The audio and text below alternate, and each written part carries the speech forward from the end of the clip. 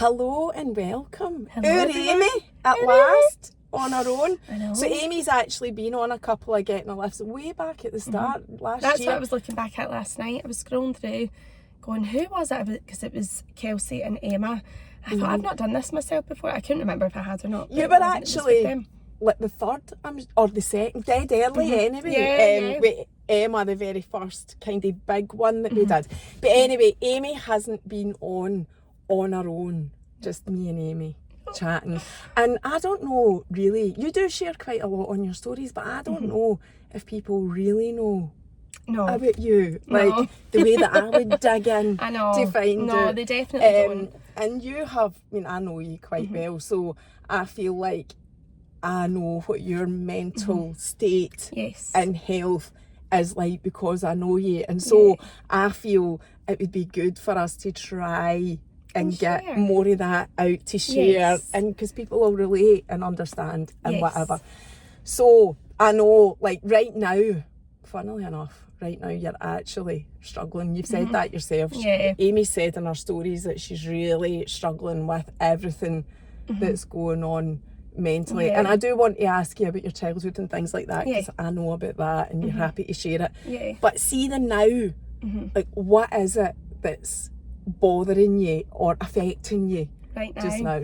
So I used to be very open talking about my mental health, but whereas I think having a platform on social media now, I was very open before that platform blew up really throughout lockdown, and then I started just kind of coming into myself a wee bit more. And what I would say is over the last 2 years, last year was a big year for us. We'd moved out our house, moved in with family to sell our house before buying our new house. We were pregnant, dog got pregnant, so we had puppies to deal with and all the things. It was a really, really hard year, and I think I was just on autopilot that whole year. It was Kept a going. long time to be living. Wouldn't have mattered Yeah. who you were living Yeah. with, but it's a long time to be living with somebody Yeah, else and yeah, your whole family. Yeah, it was hard for everyone really, but obviously we're very lucky that we had somewhere to stay for being able to save for the house that we're in now. But I think it was a very stressful year. Moved into our new house in December just as Christmas was coming up. I was really unwell with pregnancy, had Oakley in January, and I think I thought life would just like calm and settle as soon as we were in our house, had the baby. But actually, and a point that I kind of make to everyone, and specifically the doctors who I've been speaking with recently, is that it's got nothing to do with having 4 kids.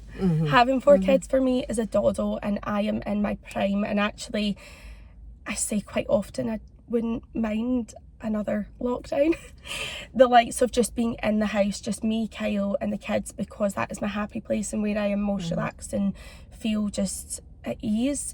But this last year, since having Oakley, I have struggled more with all the external things out with our family, also things in the house with regards to like keeping up with washings and all that. And Kyle pointed out the other day, well, that's why you've got me.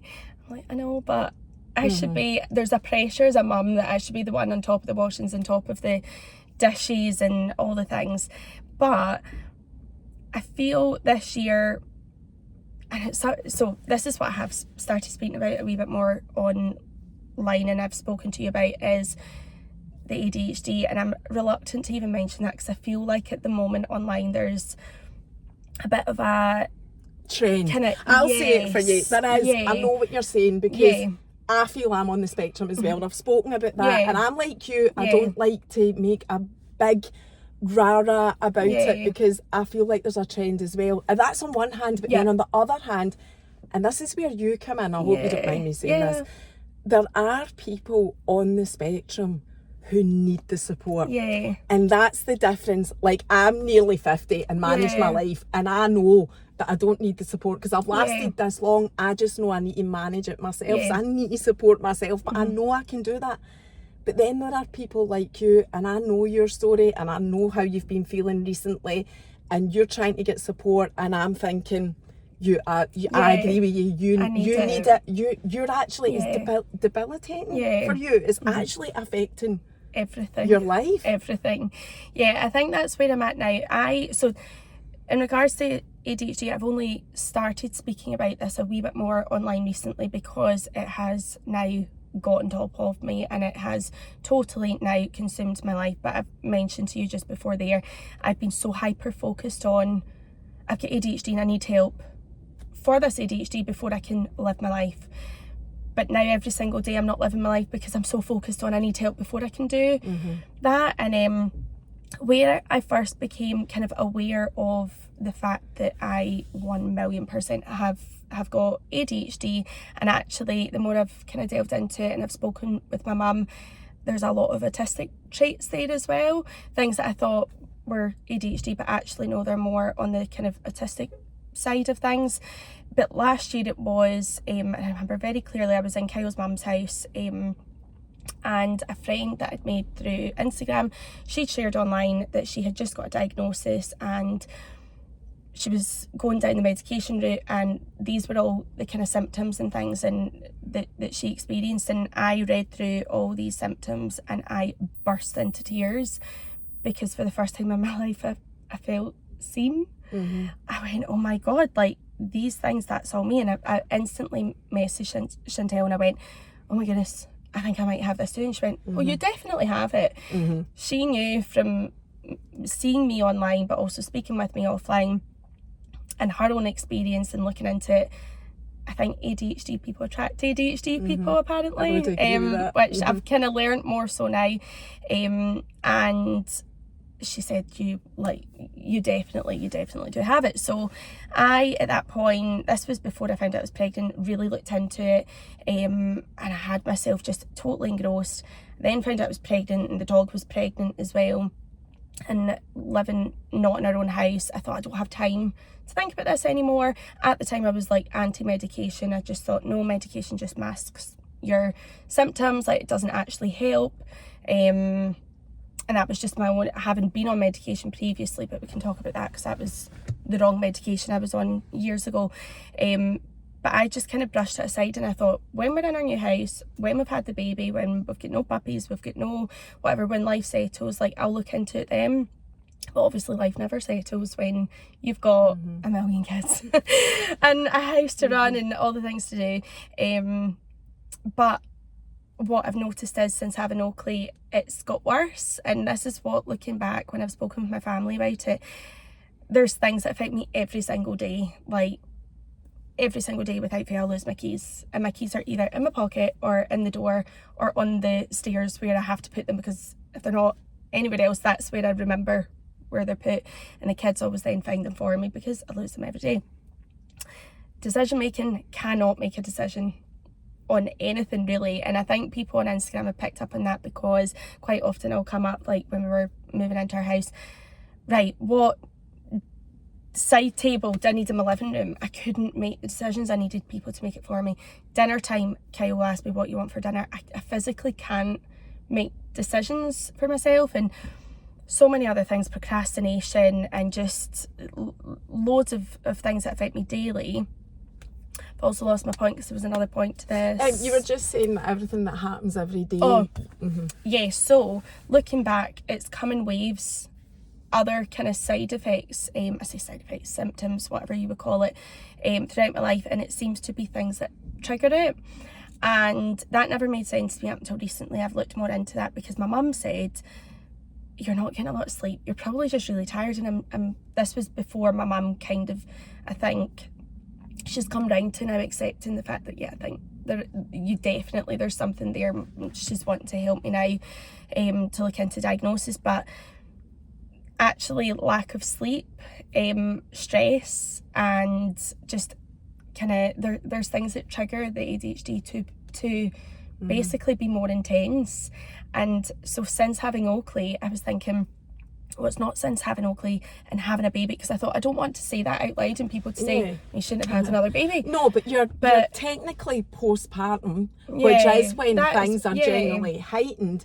But also in your circumstances, things have started to settle in a way, as in you've got your house, and everything's running the way it should. And honestly, like, this would be the happiest and most settled I've ever felt in my relationship, with my friendships, with family, with my kids. Like, I am the happiest. I'm so grateful for the lovely house that we've got, and the kids' new school's amazing, and all the things around us. Like, and that's what I think when people go, oh, you've got 4 kids now, so that's a lot. I go, no, that's not. And then I get my back up, because I go, I know my gut. It's not daily stress. I know my gut. I've got something going on. But people that know you know that. I know. Like, you know, coming into your house and seeing... No, I couldn't do it. Like, that's like your superpower. Like, I would go as far as to say that the way that you manage and handle 4 weans, which I couldn't do, like, because I struggle with 1, right? You know that. You know that's how we're different. But when I look at you, I have said this to your mum as well, like, you were made to be a mum. Yeah. Like, made to have babies and be a mum, because that's where you're in your prime. There are no, I know that, because I know you. There's no stresses, there's no issues. Yeah, your kids drive you mental, same as mine do, but not. I would not cope with 4 kids the same way that you do. Put it that way. So I know, and that's why I'm explaining it for you. Essentially, we don't need to talk about that. We don't need to talk about Aimee being a mum and her 4 kids, because that's irrelevant to that's got nothing to do with what you struggle with. Yeah. And I think, looking back now, the more we've so I went to the doctors the beginning of September, had pushed myself. I kind of put it off for months, the whole year, to be honest. Finally got myself to the doctor, spoke with the mental health nurse, and she fobbed me off with download an app, a relaxing app. And I went, I don't need another app on my phone. And I've got meditation apps. I've got like access to things to relax, but I can't do that. I can't sit and do nothing. I can't sit and just... I used to do... when we were in lockdown, I did a lot of mindfulness and courses, like life kind of like self-help courses and things, and did meditation, and I really struggled. There was only one meditation that I could actually like get into, but I really struggled to just sit and zone out. My mind is constantly 100 miles an hour thinking about one thing, then the next thing, and a lot. So I felt when I went to the doctor, I came away feeling really just, she wasn't listening. But understandably, there are a lot of people, especially with online, and this is why I'm kind of reluctant to share, or I was reluctant until recently to share more about it, because I think so many people are talking about, oh, I might have ADHD, or I have ADHD because I forget my keys every other day. It's like, no, you don't understand the ways in which, if you have ADHD, now there's obviously like a scale you could be... That's a spectrum. Yeah. And I would say at the moment, I am way like sky high. Like it has just consumed everything. And the only reason I can actually cope with daily life at the moment is the support of Kyle and family and friends understanding as well. But when I went to the doctor, she had said, you need to go and get written proof. You need to go back to your school, or back to get your school reports and things. Now you have to go back and get school reports? Yeah. And long story short with that, a month passed. Surely that's impossible. I know. So a month passed. Just last week, I phoned the doctor again, said, listen, I don't have this. My mum had everything, and last night she's even going again looking to dig out. She's not kept, or she had kept, but she'd given to me. And I think when we've moved house, I've cleared out and I've got rid of... Who needs their school report cards from primary 1, 2, 3 up to 7, your high school reports? Like, I didn't need that at the time, but whereas now, I apparently need written proof from teachers and therapists that I've seen throughout my life, but we went private, so we need to try and figure that out, because the problem that we've realised last night is that, so going back to last week, I phoned the doctor again and they've said, well, no, we need written proof. I said, I've wrote down, I've been given a form, questionnaire and all, I've wrote down everything and more. I've wrote down 3, I think I mentioned this to you, 3 A4 sheets, lined paper, every line. I couldn't squeeze any more into these 3 A4 sheets of paper with symptoms that affect me daily. and the way it affects my life and my family and all of that. I said, what more do you need? Well, we need from your school. You're going to need to go contact your schools, primary and high school. So speaking with my mum last night, I think was it 2 or 3 of the teachers have passed away, my primary teachers. It's just how are you meant to go to school and go, right, I need my report cards from 20 odd years ago that were handwritten by a teacher. Like, how is that? I don't think that's even no. Well, for me it wouldn't. Yeah, be. Definitely so not. I'm really on. I came off social media for I think a couple of days. I just felt so deflated because I thought, I am telling you now, this is not me being curious, this is me telling you I need help. And when I mentioned before I was like kind of anti-medication, years ago I was put on fluoxetine for depression, which now looking back I didn't have. Depression is it's common diagnosis connected to ADHD, and it's often not the case. Yeah, and at the time I remember going to the doctors, and it was actually an old friend of mine. She kept telling me, you've got depression, you need to go to the doctor, you need to go. And so she got it in my head. I phoned the doctor and I said, I've got depression, and they just gave me medication. Now looking back, I did not have depression. I had been through, and this is what I was going to, or I think I did mention this to you, I went to therapy kind of round about the time that I was put on medication, and the whole first hour session was me just telling the women everything that I'd been through throughout my life. The whole hour was just me talking, like just telling her every single thing that has affected me mentally throughout my life. And at that point she went like, wow, like no wonder you are here. But looking back, all the things I had been through I'm annoyed now that I wasn't more kind of aware of ADHD. Obviously now I think there's more awareness online, and that's where I've obviously become aware of it. But to be fobbed off being put on fluoxetine when I didn't need it, and it didn't work because it wasn't the right medication for what I needed at that time. And at that time it was sheer overwhelm and not being able to cope with daily tasks and things because of all the ADHD symptoms, because of triggers that I had at that point in my life as well. So I had this just thing about medication thinking it doesn't work, or it masks whatever, it won't actually get to the root cause of whatever's going on because it never worked for me. But now I've become aware of the fact that no, it never worked for me because it wasn't the right medication. So now I am at the point of, at the moment I think I need that help. I'm a talker as well, I love talking, so I've been looking forward to this, although a bit nervous, right? But I love like just talking things out. Kyle just has to shut off at points because I don't stop. Like if something's on my mind and affecting me, I'll go over that same thing 100 times before I'm like, right, okay, I can like just let go of that now. But that is a form of therapy as well, anyway, as known. So it helps you to do that. Definitely, yeah. And therapy for me, I've always gone private. I've never gone through, or actually the last therapy I went through was through my mum's church, and they had, it was like a kind of charitable therapy. You donate, you just give a donation. Yeah. And I went to her, but I never stuck it out. I'm not very good at sticking things out. But it wasn't the first time I've been for therapy, and I think I think at the moment I don't think therapy specifically would help.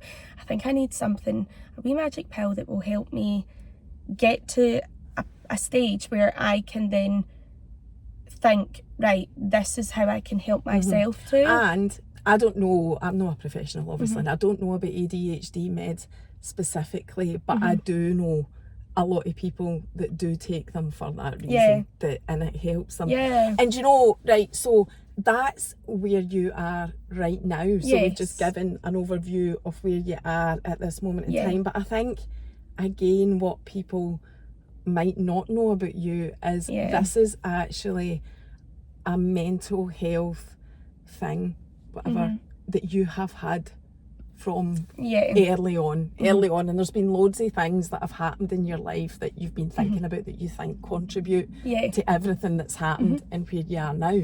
So I'm going to take it back to your childhood and like your situation in your family. So this is something I have opened up about years ago. I've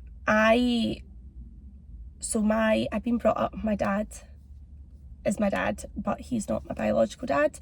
And when I was younger, so my mum and dad met, I think maybe when I was around about 2, I think. So your dad that lives with your mum's your your stepdad, but you call him your dad. Yeah, he's the man that's brought me up and he is my dad. The other dad wasn't in my life in any way up until a point, well, he wasn't personally, but we'll get to that in a moment. When I was younger, I've got clear memories of hating my dad from when I was younger because I felt he'd taken my mum away from me. But that obviously I was 2. Roundabout, so I was so young. And you remember that? Oh from yeah. 2? That's I remember being away. But maybe I was a bit older, and I remember being annoyed because they were holding hands, walking down the street, and I had to split them up. I felt like that's my mum, and I don't know, I had this thing about him taking my mum away, and bless him, he has been incredible. The shit that I've put him through because of how I felt throughout my life, when he's done nothing but treat me like his own and do everything, even go against my mum's kind of word at times to benefit me. But that was when I was young. When really it started to affect me was more so when I was, I would say, in high school. When I started high school, I went to, in first year, to a different high school to the one that my close group of friends all throughout primary had went to. So I was kind of starting a new school, I think there was one girl from my old school, from primary, that I knew of but wasn't really friends with. Why was that? Why did you go to a catchment school? Area? Right, because okay. of the catchment, where we live, there was like a main road, and if you lived on one side, you went to one school. If you lived on the other side, you went to the other. So I went to this school and didn't know anyone. Had to make friends, obviously, and again, looking back now, I can see that potentially the reasons why I was extremely badly bullied, I think, were potentially because of who I am through with the whole ADHD thing, and low self-esteem, and just like I tend to butt in and interrupt people and just don't have a filter at points. But I get really badly bullied in first year. Mentioned to you earlier, my mum now would become aware of the fact that I block things. I've blocked memories out in my life, things that hurt, and I genuinely can't remember points like in first year when the group of girls that bullied me had backed me onto a train line at the train station. I can't, or now my mum's kind of reminded me of it, I can now vaguely remember. Had to get taken out of classes. I was in like a pupil support base because I was getting like death threats and everything. In first year? In first year, yeah. I was really ill and I never told my mum. I don't actually know how they ended up finding out, to be honest, but I ended up in the pupil support, and by the end of first year my mum and dad had fought. That I think they'd gone to whoever they needed to go to fight for me to get moved to school, to be put into the school on the other side of that road. So I get taken away from the bullies, get taken away from that, but I think mentally that had shattered me, and I took it out on my mum, my dad, more so my dad, I would say, or no, actually I wouldn't say more so my dad, I would say more so both of them, and really, really struggled again.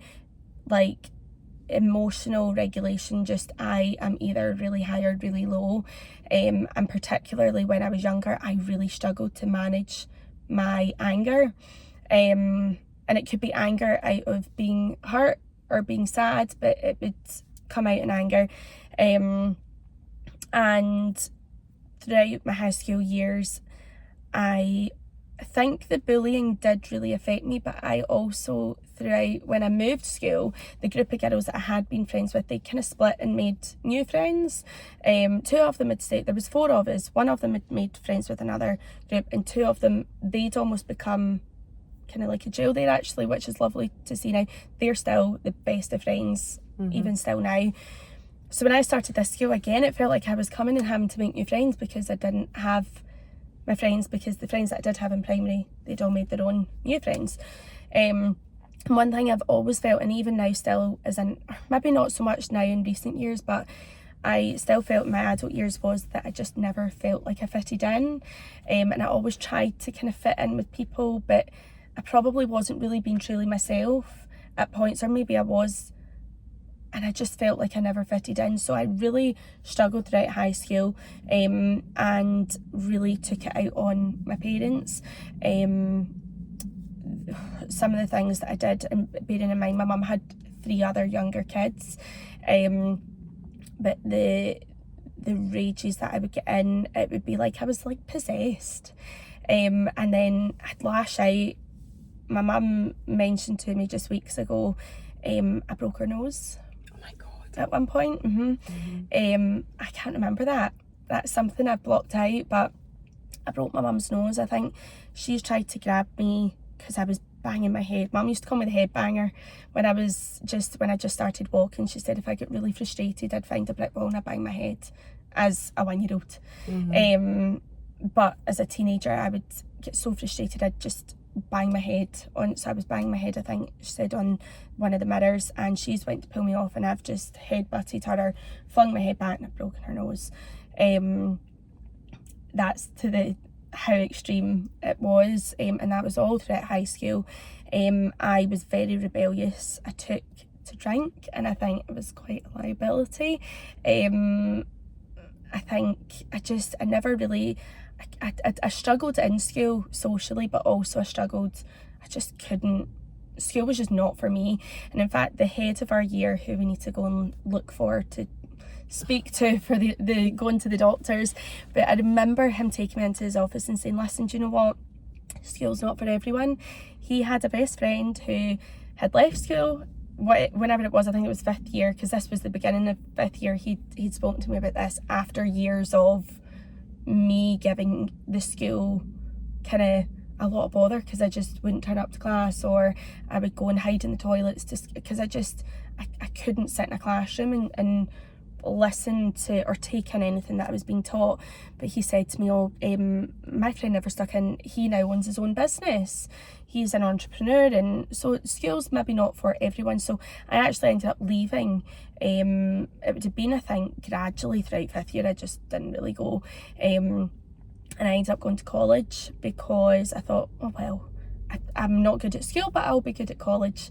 I went to hires there. Psychology, really enjoyed psychology, but slowly but surely I just lost interest. And by the end of the year, I think it was about 2-3 weeks before the English exam, I dropped all the subjects and I just left because I just couldn't focus. I actually remember the woman in the lecturer in college, the English one, saying you shouldn't be here, because I just wasn't able to keep up and understand things that were being taught, and which was funny because I really, really enjoyed writing, and I still do really enjoy writing, which is obviously part of English. But I then left college and got a job in a shop, just a wee independent shop where I worked for Clarins and Lancome, did makeup, really enjoyed it, and I think it was round about then, so having gone through high school really struggling with like kind of my anger at home, and I was always the one that would just go out and get steaming and be the kind of, I think everyone just knew I was always up for a good time. But now I think I know it was because I felt really insecure, so I felt like I need to get steaming to kind of mask it. And it was when I think probably when I left college, I think I got my first boyfriend, and another thing that I kind of have really struggled with is like breakups.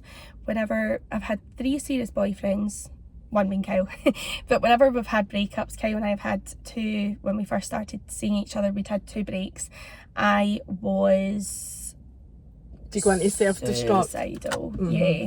I was not able to cope. I felt like I had 0 self-worth because somebody doesn't want to be with me anymore. I just couldn't be on this earth anymore. And that, I've kind of felt like that. I would say there's been times in my life, I remember when throughout high school, I do remember feeling inside like I just don't want to be here, but I don't not want to be here. It was like I was just crying for help. And I actually did, I went to my mum and my dad, we went to like family therapy, and I went to my own therapist as well to try and help. And now looking back, I'm like, why did I not get seen by a doctor to be looking out with me being an angry teenager? Because there was a reason that I was an angry teenager. I think actually the reason we got into that was with the whole my dad not being my biological dad, that I used to tell him, I hate you, you're not my real dad, and I always felt, and I still at points do feel, but it's definitely this is my issue, not the way that they treat me. But I've always felt like a bit of an outsider to my family, which is mental because I'm definitely not. But I think because I knew my dad's not my real dad, my siblings, well, that's their mum and dad, I always felt like an outsider. Did your mum and dad split up? So was it just a breakdown? No, so they weren't actually... They were together before having me, but they weren't together when they had me. Came along, right. I'll not go into that because that's personal to my mum, but she had to get, there was kind of things put in place. He couldn't come near her or myself. But she was always very open with me. She always was very open with the fact she had pictures of him. I think he'd sent me a first birthday card she'd kept for me for when I was older. I think a teddy, because he turned up to the hospital when she'd had me. So there was a picture actually of him holding me. But that was the only time that so that's a general overview of the story, and I think that's fair enough to say that's your mum's story. So see, I know that there's been reconnection there though later in life, and you think that's maybe affected you as well. So after kind of after leaving school and boyfriends, breakdowns and all that, it was when I was pregnant with Callie, I got a letter through to say that my biological dad had passed away, and that the family had basically they basically got like detectives, I think, to go find me because I was entitled to some money. He never had paid a penny for my upbringing. He'd never been there, so I think the family just saw that as a kind of goodwill gesture from themselves, that like he wasn't there in other parts. So I kind of was kind of deserving of that. And at that point I found out I had another sister. I say sister, but I know what you on mean. his side, which I already knew I'd actually had another from before I was born. There was another daughter of his, but when we found out that he had passed away, I got in contact with the family, and I ended up meeting up with my mum. We met up with his sister and we found out loads about him. The sister, elder to me, she'd passed away in a car accident when she was around about 18. She was only a few years older than me, so she wasn't kind of in the picture anymore. This other sister actually now lives about 10 minutes from me, but I felt that it really affected me throughout the pregnancy. With Callie, I'd been going through kind of other things, and I think this kind of topped top things off, finding out that he passed away, because I always thought one day I'll meet him, and I think I'd always wanted to, but I never reached out to find him, because I think I'd looked online for him, I'd googled him and things, couldn't find him, but I never did it because I didn't want to upset, actually more so my gran and my grandpa, because of the hurt that they put them through. But then when they passed away, which was again another, we were laughing the other night at the whole being unable to manage my emotions when my grandpa passed away. We were talking the other night about how you can get doctors that come out to the house, and the only time I've had a doctor come to the house was to basically give me like a tranquilizer in the bum, because I was just not coping when my grandpa passed away, and it just helped to calm me. I was really close to them. They had looked probably more like parents, like they are who, if it wasn't for them, I don't know where my mum and I would be even now as well still. But so when I was pregnant and found this out, it did really affect me, because I think I'd always thought one day I will meet him, because I'd always wanted to, or always been curious, but finding out that he passed away, it was, well, I'll never. And I actually did become quite close to his family. He had brothers and a sister, and they had kids, and then their kids had kids, and round about the same age as mine, and we were very close for a period, but we've that's kind of, I don't know, it's fizzled out over the last year.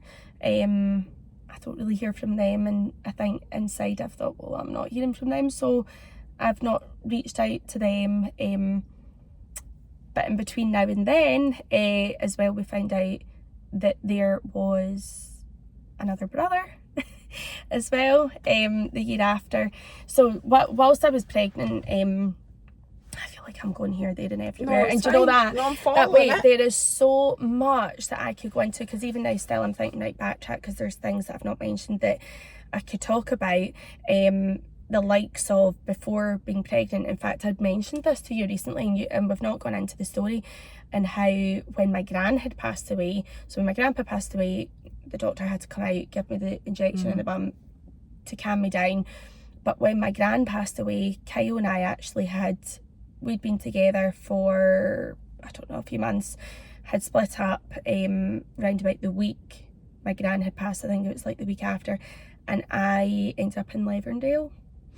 You only told me this very recently, and I didn't know at all. But I did want to talk about that, because so I know we've jumped back, but I just want to say, so in terms of your dad's family, I feel from what I know about you, that's kind of boxed off the now. That's at the moment, yes. At this moment in time, I'm not saying it's done. I'm just saying it's I feel boxed really off. bad, because so the year after we'll go back to that in a sec, but the year after we found out that the dad had passed away, I think the mum of the daughter had said at that point that the daughter wanted contact with me, but I at that point couldn't even think about it. She was the same age as my youngest sister, so I felt it really, I don't know, I didn't feel okay with it at the point.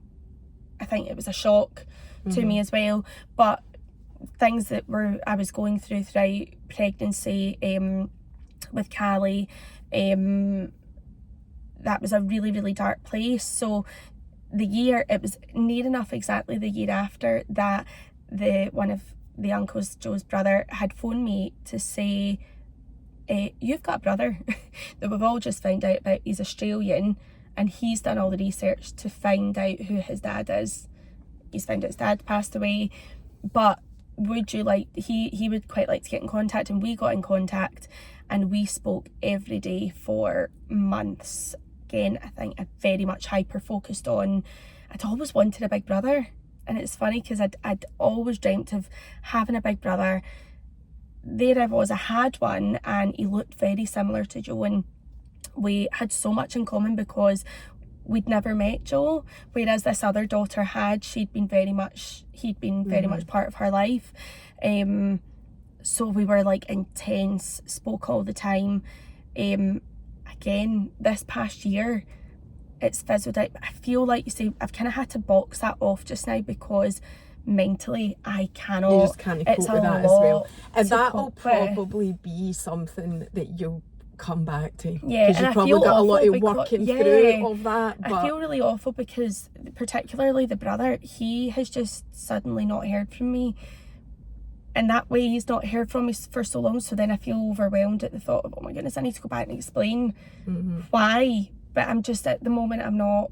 You're not there. You're not mentally able to take that on as well. Yeah. So going back. So this is really just an insight of it's probably not even everything. We're scratching the surface of just various events throughout your life that have impacted your mental health, that you know have right from the age of 2. So we're not talking about you've just suddenly become aware of the fact that you need support because you're needing an ADHD diagnosis. It isn't just you became aware of that. This is an ongoing life span of things that have happened and affected you. And I want to talk about the Leverdale thing. Yeah. So what age were you?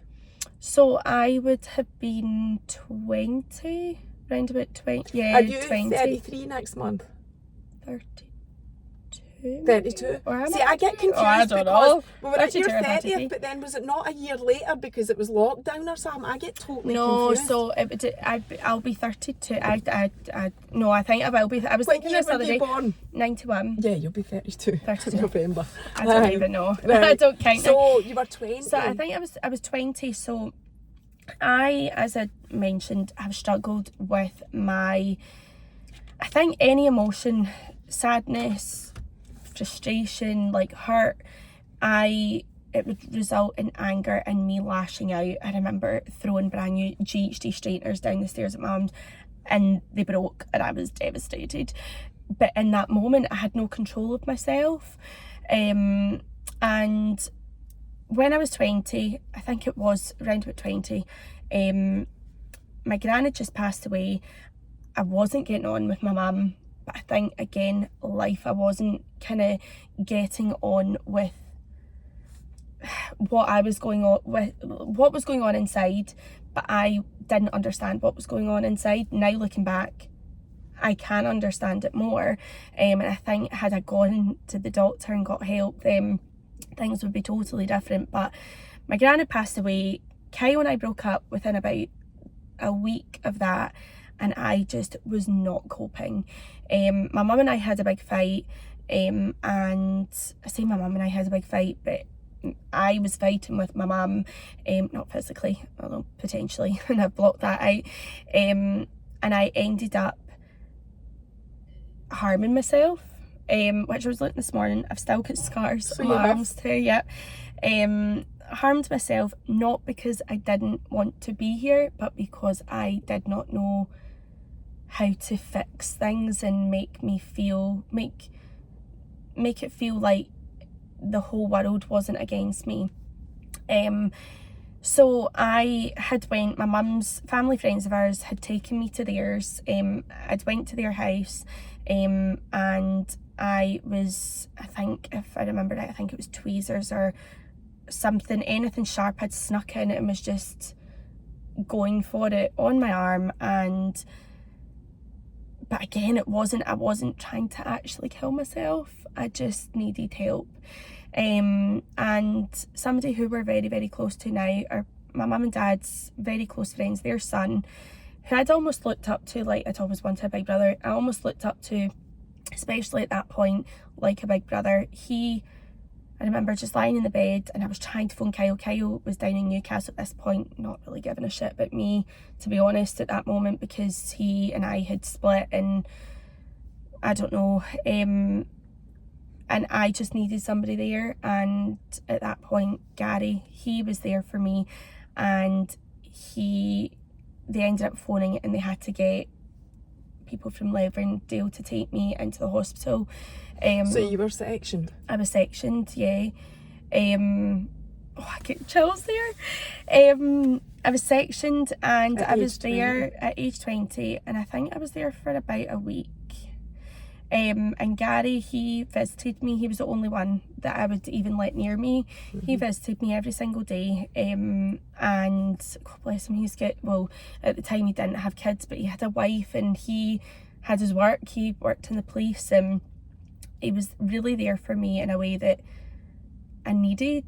And I think things had calmed down, as they always did. I would lash out, and then it'd be full of like regret and think, oh my goodness, I'm never going to act like that again or treat my mum like that again or whatever. Although I never actually spoke to my mum for months after that. This was around about the October time, because I never spoke to her over Christmas. And I get let out the hospital, and they basically just let me out. No really speaking to anybody about... I think people at that point had just thought, I think she's gone through a breakup and she's tried to kill herself. They've not, if I remember right, there was no follow-up. Maybe that's something you need to mention when you're trying to push for this. I know, and I think I am going to go. I was hoping my mum would come with me on Thursday, because I feel like I very much rely on my mum to, even I'm saying to you, I should have had my mum in the back seat, because she'll come and she'll go. But Aimee, actually, it was 10 times worse than what you remembered, and you forgot this part and you forgot that. I very much rely on my mum for like memory wise everything. But no, I get let out, and it was at that point that I moved in with Suzanne, my best friend from school. And didn't speak with my mum, didn't speak with my dad or family or anyone for months. And then I think it was actually Gary's sister's wedding on New Year's Eve that we were all sat together. And I think it was as of then, if I remember right, we'd started kind of chatting again more. But at that point, Kyle and I had started talking. I think Kyle's gran had passed away in December, and then we had started rekindling things. And we were all back on track, and things felt great, because I was living with my friend, not living with my mum, which I'd hated all throughout my teenage life. Hated living with my family. Now they can't get rid of me. But was living with Suzanne, and just had my job in the shop that just was makeup, and I quite enjoyed, but it basically just funded like rent and going out the weekends, outfits for going out. And then I would say it wasn't until I think I'd had moments. It was the year after that I fell pregnant with Caden, or actually before Caden had miscarried that year, and then just shortly after I'd fallen pregnant with Caden. And I think because I then had Kyle's support, I very much relied on, and this is something I'd learnt through therapy, was I was so attached to boyfriends, really relied on them. I think it's got something to do with the fact that I didn't have the relationship with my dad, and I've missed that male figure like in my life. So very much relied on, which is terrible, because see, if it's Gally, I'm going to be like making her grow up to know you don't need a man. Like a man should just make things 10 times better for you, not make things good. But whereas that's just the way that I'd always felt. So things were very good with Kyle and I, and got back on track. Don't get me wrong, we all go through like waves in relationships, and like friendship wise, and even my family, we've went through waves. But honestly, looking back to any time that's really affected me mentally, it'll be triggers that I've had. But looking back, so I would have been put on the medication, the fluoxetine. I just had Callie, because when I was pregnant with Callie and went through like just a year of hell, from finding out the pregnancy, and I've mentioned to you, I don't want to talk about the people, but I get essentially really badly bullied again, but by adults throughout my pregnancy with Callie, people very close to us, and that we've went through waves of over the years as well, and that's always really affected me. But the last time I would say that I felt that kind of not wanting to be here and doing something about it, but not actually not wanting to be here, was when I was pregnant. And I've spoken about this quite a lot with Kyle and my mum recently. I remember so clearly lying in my bed, pregnant with Callie, and Jackson crawled up to the bed, and it was a wee IKEA bed, so it was low. He crawled up and climbed up, and he was looking at me, and I was lying in bed, distraught, not wanting to be on this earth, but knowing at that point, because this was the first time that I'd actually felt like that since having kids, and I knew at that point, well, I can't do anything about this. I can't harm myself because I've got kids now. Like, and I remember thinking, well, if I do this, what happens to the baby inside of me? But really deep down, I didn't want to not be here. I just needed help again. And it was at that point, Kyle and I had a bit of a rough patch during that time, but I think it was just everything all at once. And thankfully I've not got to that point again since then, so that's been 6 years. However, now I definitely do struggle daily with things that don't affect me to the point that I'm like, oh, I don't lash out in anger. I mean, I at times I'll lose my shit. This morning I lost my shit with the kids, and I don't know how many times I apologised to them in the car. I'm so sorry. But you slept in. I know. And do you know, I was thinking, I slept in one day last week as well, and I was remembering back to, like, you just, as a mum, and you've got to get, and I've only got one, like I keep saying, you do go into that, oh my God, like panic, anxiety, rage, everything to try and get everything back on track. So it's normal. I know, but I feel so bad about it. And bless the kid, and he's like, it wasn't your fault, it's my fault. I'm like that. No, I even F-bombed this morning. I've not F-bombed to them in, like, since I was pregnant with Callie. Not Callie, pregnant with Oakley at December. That's anyway. I'm just at the point, there's so much more that we could go into here, so much more I could share, but I think now, looking back at all these times throughout my life, yes, there's been external triggers, however it's triggered something in me that has never actually really been addressed. And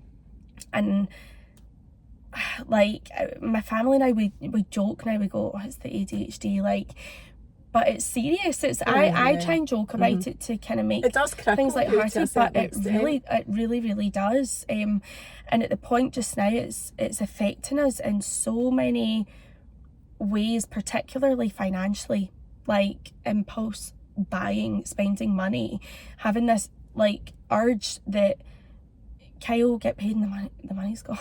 I shouldn't say that loud. He's not on Instagram now anyway. But no, he knows it. I know he knows anyway. No, I get this urge where there's money in the bank, we'll just spend it all. But on what? Like, it's just like all this impulsivity. I'm not great at managing bills, so Kyle now he does all the bills. And I'm just that's just a small fraction of the way that it affects us, but the fact that it's affecting financially in that sense, we need to do something about it. But yeah, there's just so many things. Do you know what it is? It's the overwhelm. And see, over the last few years, I have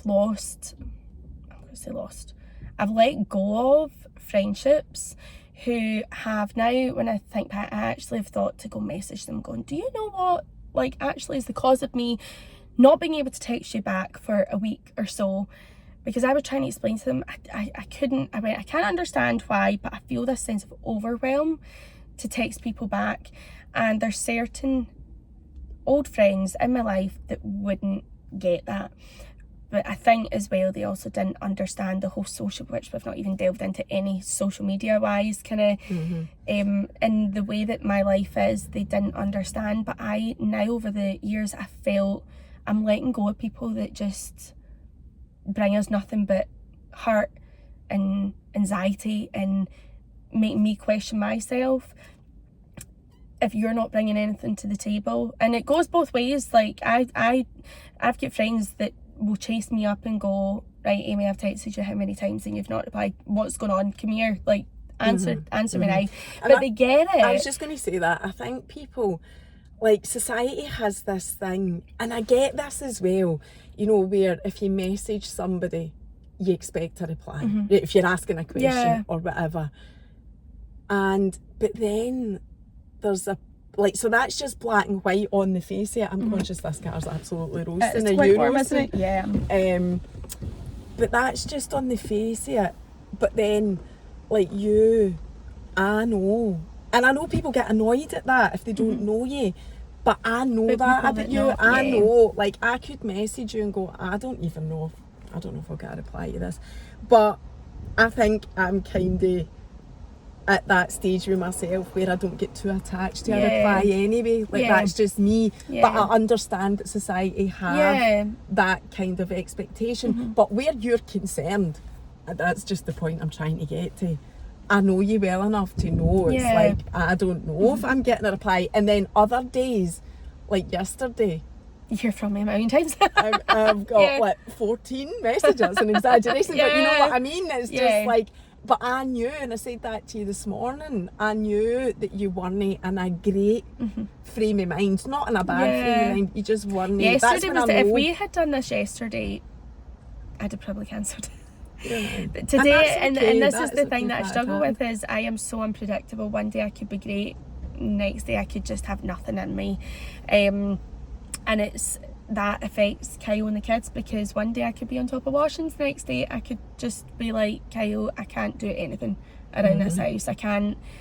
And it's not being lazy, which I think is what, before looking into the ADHD, people would go, oh, like she's lazy, or she's rude because she'll butt in to people or not reply to texts or whatever. But maybe that's because I do all the butting in. But I think like all these things like can be palmed off with like being personality traits, whereas no, like I need to bite my tongue at my family get very frustrated with the button in, and I always need the last word, but I always interrupt. And they now are starting to understand, right, okay, because I've sent them the list of all the things, and my dad's going, right, but you've not mentioned this and you've not mentioned that, but there's already 3 or 4 sheets of paper lying, like, just with everything out there. So I am now in the process of, I need to fight to get put on a waiting list, which could be years, but see, as soon as I'm on that, I know that, right, it's a case of waiting on the phone call to get that diagnosis. I have looked at going privately is so very expensive. I know. And I have said to Kyle, we're at the point that we really do need it, but we're also at the point that Christmas is coming up and money is tight, and it's I'm going to put that up a wee bit, it's going a bit windy, but yeah, I just think what I think I have done over the last few months is totally hyper focus on, I've got ADHD and I need the help now, but realistically, even if I get put on that waiting list, I'm not getting help right now. So I need to try and find another thing to focus on, another hyper focus, because to distract you basically from that, because it's not going anywhere, and it's just going to be a downward spiral in your mind because of that. I get it. And you know, like, we're just coming up to an hour now. I kind of don't want to ask you about social media, do you know that? Because I think you've shared a lot of like, you know, you have had to deal mentally, and we're all the same. You put yourself out there. If you put yourself out there, you're open to crap as well. Expect. And I know it has affected you really badly in the past. But again, I know that you've come through a process with that as well. Yeah, I think the thing with social media is, for me, throughout lockdown, that's when I blew up. And because I went from, which I wasn't alone, there were so many accounts out there that went from a few thousand followers to 10, 20, 30 plus. And other people didn't like that. And I totally get that. At the time, when I initially started getting trolled, I think because it was such a shock, it wasn't nice to hear. However, it came at a good time during lockdown when I was doing all my kind of like, I went and I saw a life coach, and I was doing a lot of inner work. And it really did come at a good time, because although it's not nice knowing that people talk about you, I know it's them.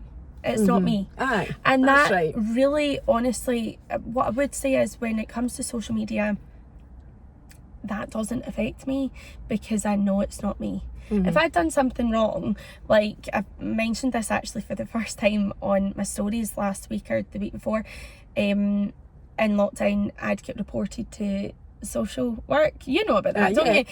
By obviously a troll. And I actually laughed when I got the phone call, which was really, it was quite inappropriate, me laughing when the women's phoned me, because I just saw it coming. Saw other like influencers, whatever, online. It's quite a common thing. It's almost as if there's a shopping list. That they go and they tick them off, like so the job, the social work, you know, and they just tick them all off. So it really, that did not affect me in the slightest, but it did. Kyle and my mum at that point were like, hold on a minute, this is quite serious, but we had nothing to hide. Right? And that for me, I just thought, I put myself out there. Yeah, it's not nice if you get a negative comment, but everyone's entitled to their opinions. See if their opinions are a bit shitty, just block them. Yeah, and that's what I do. If I receive it, which I don't really in my DMs, I don't. I know they can talk wherever, because see, the thing is, people are going to talk about you in their WhatsApp group chats or behind your back when they're meeting with. But it is a process. Like, you know, first you're like, I'm just really lucky. Get to a point where I'm just really lucky that it came at the time that it did, when I was doing all that inner work. I knew personal development, and I knew, like, there's no doubt in my mind, I know that these people troll. Any troll will troll because of their problems, not the person they're trolling. And it's not just me, which also in a sense does make you feel better. No, and you're absolutely because you know it's not personal, or sometimes it can be, but and it's not your problem. No, it's not, and that's it. So I just don't, in regards to trolling, that doesn't. You're over it. So we're coming to the end. Is there anything, because I know you've thought long and hard about everything you wanted to say, is there anything that we've missed that you can think of that you want to say? I'll come off this and I'll go, honey, we never spoke about this, we never spoke about that. But everybody does do that. That is something that, you know. I definitely will. What I would say is that there's, see, with the likes of social media, obviously we're people with platforms, right? And the one thing that I tell everyone, and people should know but people forget, is everyone goes through shit, and they might not choose to share it. I used to be a bit of an oversharer. However, there are so many things that we've not talked about and I wouldn't talk about that have went on and are currently going on in our life right now that really, really do affect us. So see, when people go online and go, they look like they've got, like, I constantly get messages from people, and I don't mean that badly, that I didn't mean it to come across that way. No, it's fine. But I constantly get messages from people going, they aspire to have a family like us, and to have, like, they look at Kyle and myself and the kids and see us being this perfect little family. And don't get me wrong, see us in our little unit, yes, we are, like, we're not perfect, but I'm very grateful for where we are. However, our life's not perfect. We've got shit going on that nobody other than close people really close to us know about. And that's the problem with social media, is people, there's a line. That's the problem with social media. You want to create a platform, do your thing and share and be as honest as you can. And this does apply to me as well. For whatever reason, it's maybe inappropriate, or it's and I don't mean inappropriate in a way that it's not appropriate to share it. And that's that. That is that. There is a line, and sometimes it's just you're not able to share. There's definitely more to people than what you see online, no matter how much someone overshares, because honestly, the shit that I've went through since even having this platform that nobody knows about, I just think and that's the one thing with the trolling that gets me, is that you don't have a clue.